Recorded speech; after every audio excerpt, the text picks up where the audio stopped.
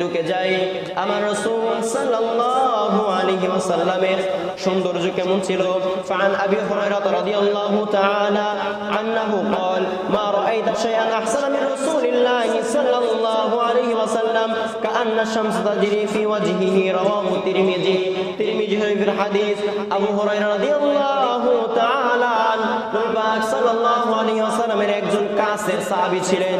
হুজুর পাক সাল্লাল্লাহু আলাইহি ওয়াসাল্লাম সম্বন্ধে আবু হুরায়রা বলেন, আবু হুরায়রা রাদিয়াল্লাহু তাআলা আনহু বলেন, দুনিয়ার জগতে যা দেখেছি, যতদিন বেঁচেছিলাম, রাসূল পাক সাল্লাল্লাহু আলাইহি ওয়াসাল্লামের সৌন্দর্যের মতন কারো তুলনা নাই। বলেন সুবহানাল্লাহ। আবু হুরায়রা রাদিয়াল্লাহু তাআলা আনহু থেকে আমরা এই শিক্ষা পাই। তারপরে যদি একটু সামনের দিকে চলতে লাগি, দুনিয়ার মধ্যে যত সৌন্দর্য আছে, আমার আল্লাহ রাব্বুল আলামিন এই সৌন্দর্যকে দুই ভাগে বিভক্ত করেছেন। কয় ভাগে?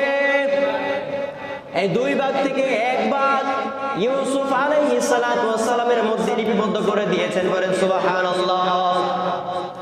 মিশরের সুন্দর সুন্দর নারীরা ইউসুফ আলাইহিস সালাতু ওয়াস সালাম এর জন্য পাগল ছিল।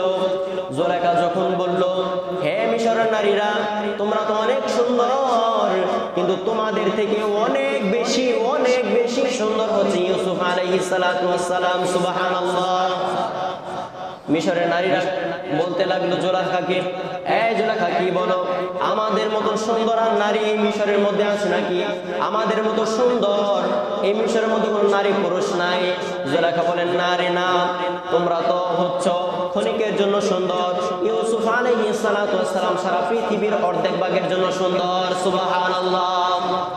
ইউসুফ আলাইহিস সালাতু ওয়াস সালাম যেই সময় রাজ্যের ভিতরে প্রবেশ করতেছিলেন, জুলেখা বলল, আমি প্রতিদিন ইউসুফের দিকে তাকিয়ে থাকি, আমি ইউসুফের দিকে আজকে তাকাবো না, আজকে তোমরা তাকিয়ে থাকবা। তোমাদের কাছে ফল দেই, কারো কাছে জুলেখা মালটা দিল, কারো কাছে আপেল দিল, কারো কাছে ফল ফ্রুট দিল। ইউসুফ আলাইহিস সালাতু ওয়াস সালামকে দেখার জন্য সবাই পাগল পারা হয়ে গেল। সবাই ফল কাটতেছিল। ইউসুফ আলাইহিস সালাতু ওয়াস সালাম রাজ্যের মধ্যে প্রবেশ করে যেই সময় সামনের দিকে অগ্রসর হইল, সবাই হতভম্ব হয়ে গেল, সবাই অবাক হয়ে গেল। ইউসুফ আলাইহিস সালাতু ওয়াস সালামের দিকে সবাই দৃষ্টিপাত করতে লাগলো। করেন সুবহানাল্লাহ। সবাই বলতে লাগলো, এটা কোনো দুনিয়ার মানুষ হতে পারে না, আমার আল্লাহ রাব্বুল আলামিন মনে হয় জান্নাত থেকে কোনো হুর পাঠিয়েছে। বলেন সুবহানাল্লাহ। জান্নাত থেকে মনে হয় কোনো ফেরেশতা নেমে এসেছে, এটা দুনিয়ার মানুষ হতে পারে না। মিশরের সুন্দর সুন্দর নারীরা অবাক হয়ে গেল। তারা আপেল কাটতেছিল। কাটতে যেই সময় ইউসুফ আলাইহিস সালাতু ওয়াস সালাম চলে গেল, সবাই নেক দৃষ্টিতে তাকায় থাকলো। কাটতে হাত কেটে ফেললো, হাতের কবজি সহকারে কেটে ফেললো, রক্তে নদানদী হয়ে গেল। জুলেখা মিশরের সুন্দর সুন্দর নারীদেরকে ধাক্কা দিয়ে বলল, এই মিশরের নারীরা, তোমরা কি করতেছো? তোমরা যে আপেল কাটার বদৌলতে, মালটা কাটার বদৌলতে তোমরা নিজের কবজি কেটে ফেলেছো, তোমরা দিয়ে আঙ্গুল কেটে ফেলেছো, রক্তে দিয়ে বেশি ফেলেছো, এটা কি করেছো? তারপরে হুঁশ আসলো মিশরের নারীদের। বলেন সুবহানাল্লাহ। তারপরে মিশরের নারীরা ঘোষণা করলো, ইউসুফ আলাইহিস সালাতু ওয়াস সালামকে দেখার সময় আমাদের কিছু খেয়াল ছিল না, আমাদের কোনো সেন্স ছিল না। বলেন সুবহানাল্লাহ। আমাদের আম্মা জান নবী পাক সাল্লাল্লাহু আলাইহি ওয়াসাল্লামের স্ত্রী যখন এই কথা শুনলো, তখনই আম্মা জান আয়েশা রাদিয়াল্লাহু তাআলা আনহা বলতে লাগলো, ওরে শুনো, কার সাথে কার তুলনা দাও? নবী পাক সাল্লাল্লাহু আলাইহি ওয়াসাল্লামের সাথে কারো তুলনা দিতে যায়ও না, কারণ ইউসুফ আলাইহিস সালাতু ওয়াস সালামকে দেখার কারণে মিশরের নারীরা হাত কেটেছে, কবজি কেটেছে, আর অসংখ্য অগণিত সাহাবায়ে কেরামের দল রাসূল পাক সাল্লাল্লাহু আলাইহি ওয়াসাল্লামকে দেখে হাসি মুখে কলিজা পর্যন্ত কেটে দিয়েছে। বলেন সুবহানাল্লাহ। অসংখ্য চাবুকের বাড়ি রাসূল পাক সাল্লাল্লাহু আলাইহি ওয়াসাল্লামের দিকে তাকায়া সাহাবায়ে কেরাম খাইতো। অসংখ্য তীরের আঘাত খেয়ে শহীদ হয়ে যেত, হাসতে হাসতে চলে যেত দুনিয়া থেকে। রাসূল পাক সাল্লাল্লাহু আলাইহি ওয়াসাল্লামের দিকে দৃষ্টি আকর্ষণ করিয়া পড়েন সুবহানাল্লাহ।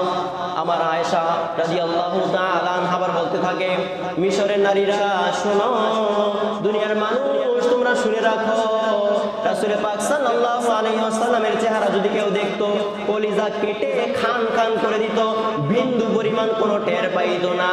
সুবহানাল্লাহ। এর থেকে আমরা কি শিক্ষা নেই, কি বুঝতে পারি, কি প্রমাণ নেই? আমার রাসূলের সাথে কোনো মেশাল চলে না। আমার রাসূল হচ্ছে একক। আমার রাসূলের সৌন্দর্যের সাথে কারো সৌন্দর্যের কোনো তুলনা চলে না।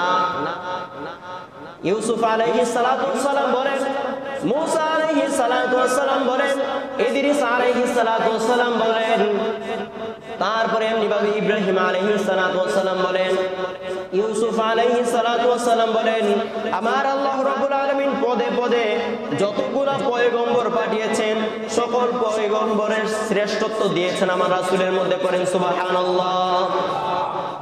আমার আল্লাহ রাব্বুল আলামিন হচ্ছে সৃষ্টিকর্তা, বন্টনকারী হচ্ছে আমার রাসূল সাল্লাল্লাহু আলাইহি ওয়াসাল্লাম। চিৎকার দিয়ে বলতে হবে সুবহানাল্লাহ।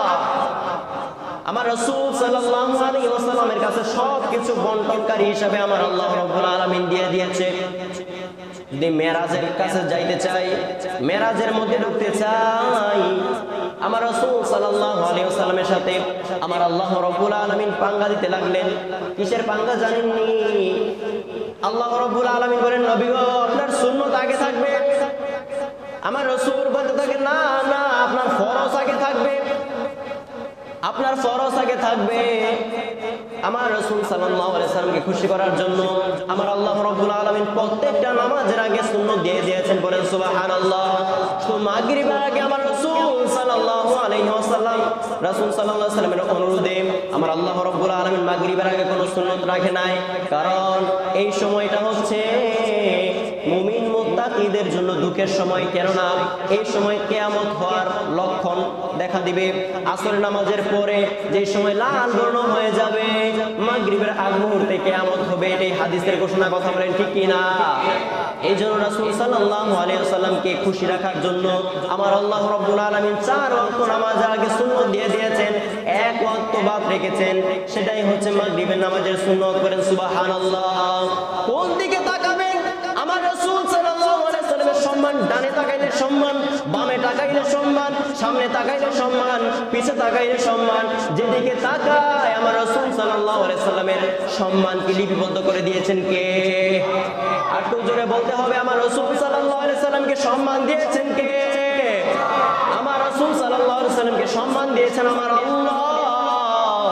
দুনিয়ার কোনো ব্যক্তি, দুনিয়ার কোনো ব্যক্তিত্ব, দুনিয়ার কোনো মানুষ, দুনিয়ার কোনো জাতি, দুনিয়ার কোনো প্রজাতি, দুনিয়ার কোনো কেহ আমার রাসূল সাল্লাল্লাহু আলাইহি ওয়াসাল্লামের সম্মানকে যদি কমাইতে চায়, সে ধ্বংস হয়ে ছারখার হয়ে যাবে।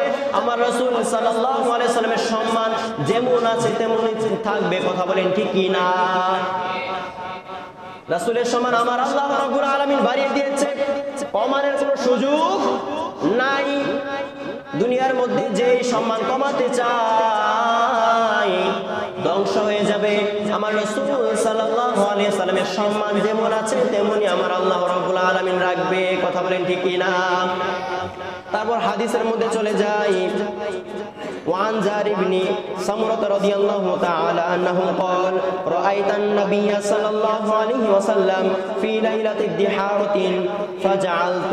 فجعلت النظور إلى رسول الله صلى الله عليه وسلم وإلى القمر وعليه حلة حماء فإذا أحسن عندي من القمر رواه الترمذي سمرة رضي الله تعالى عنه فعن أبي سمرة أبو سمرة رضي الله تعالى عنه জাবির বিন সামুরা রাদিয়াল্লাহু তাআলা আনহু বলেন, এক চাঁদনী রাত্রিতে আমি একবার রাসূল সাল্লাল্লাহু আলাইহি ওয়াসাল্লামের দিকে দৃষ্টিপাত করি, আবার এক পাশে আবার চাঁদনীর দিকে, চাঁদনী রাত অর্থাৎ চাঁদের দিকে দৃষ্টিপাত করি। আমি দেখতে পেলাম রাসূল সাল্লাল্লাহু আলাইহি ওয়াসাল্লামের গায়ের মধ্যে একটা লাল চাদর ছিল। কি চাদর? সামুরা রাদিয়াল্লাহু তাআলা আনহু বলতে থাকেন, আমি একবার সেই রাত্রিতে, চাঁদনী রাত্রির মধ্যে রাসূল সাল্লাল্লাহু আলাইহি ওয়াসাল্লামের দিকে একবার তাকাই, চাঁদের দিকে একবার তাকাই। ও দুনিয়ার মানুষ শুনে রাখো, জাবির বিন সামুরা রাদিয়াল্লাহু তাআলা আনহু আমাদেরকে জানায় দেয়, চাঁদের মধ্যে আমি কলঙ্ক দেখতে পাই, চাঁদের মধ্যে অনেক জায়গার মধ্যে কলঙ্ক দেখতে পাই। আমার রাসূলের মধ্যে কোনো কলঙ্ক ছিল না। করেন সুবহানাল্লাহ। আমার রাসূল এত পরিমাণ সুন্দর ছিল, এত পরিমাণ সুন্দর ছিল। আমার রাসূল সাল্লাল্লাহু আলাইহি ওয়াসাল্লামের চেহারার মধ্যে কোনো কালো স্পট ছিল না। চাঁদের মধ্যে আমি কালো স্পট দেখতে পাই। আমার রাসূল সাল্লাল্লাহু আলাইহি ওয়াসাল্লামের দিকে দৃষ্টিপাত করলাম। আমার রাসূল সাল্লাল্লাহু আলাইহি ওয়াসাল্লামের নূরের চেহারা যেমন টকবক টকবক করতেছিল, বলেন সুবহানাল্লাহ। কয়টা হাদিস নেবেন রাসূল সাল্লাল্লাহু আলাইহি ওয়াসাল্লাম সম্বন্ধে? আয়েশা রাদিয়াল্লাহু তাআলা আনহা বলেন, আম্মা জান আয়েশা রাদিয়াল্লাহু তাআলা আনহা বলেন, ও দুনিয়ার মানুষ শোনো,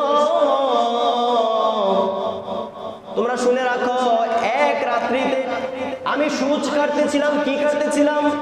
সুতা কাটতেছিলাম, সূচ সিলাইতেছিলাম, কাপড় সিলাইতেছিলাম। তখন রাসূল সাল্লাল্লাহু আলাইহি ওয়াসাল্লাম আমার পাশেই বসা ছিল। আমি সূচটা হারিয়ে ফেলেছি। আমার সূচ যেটা দিয়ে আমরা কাঁথা সিলাই, কাপড় সিলাই, এই সূচটা আয়েশা রাদিয়াল্লাহু তাআলা আনহা হারিয়ে ফেলেছে। বলেন সুবহানাল্লাহ। আম্মা জান আয়েশা রাদিয়াল্লাহু তাআলা আনহা বলেন, নবী গো, আমার সূচটা হারিয়ে গিয়েছে। নবী পাক সাল্লাল্লাহু আলাইহি ওয়াসাল্লাম তাকায় দেখলেন সূচ সামনে পড়া। কিভাবে পেয়েছে? আঁধার রাত্র, নিশি রাত্র।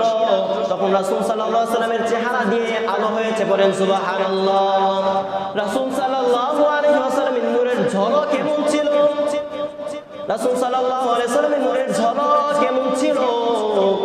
মা আয়েশা রাদিয়াল্লাহু তাআলা আনহার আঁধারের সূচটাও পর্যন্ত পেয়ে গিয়েছে। বলেন সুবহানাল্লাহ।